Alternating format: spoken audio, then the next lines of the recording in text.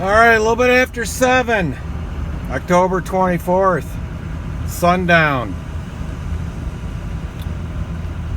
Got a call, somebody knocked a bunch of my fence down. So I've been out working on it. I was home, took a shower, was getting ready to eat dinner. Had to leave my food in the oven. It's one of the things with livestock. You just don't know. You're ready to go do something and the fence is down or the electricity's not working. So shorten the fence. Water's not working. This is the time of year and this stuff starts happening. Fall, winter. So, yeah, can't handle the heat. Don't get livestock. It can be stressful. Now he's got to keep that phone next to you all night long.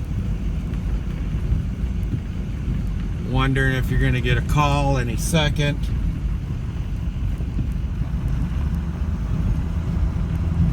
That's how it goes. Alright. All in all, fence is pretty damn reliable. But, alright. Had a phone call. Well, at least it's not 10 below out or snowing or anything, or sleeting or raining. Yeah, so at least that isn't in the works.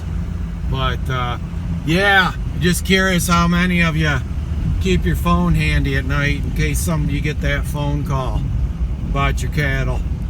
Those of you that do grazing like I do, where you got cattle out on rented pasture or long ways from the house. You just always, I got everything off summer pasture now, and it's here at my winter pasture. That simplifies things because you don't have all that worry. You don't have as much worry, You get a lot more worry,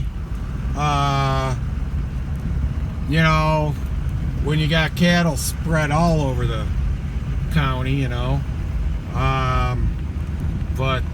yeah, anyway, so alright, well, gonna give dinner another try here in a little bit.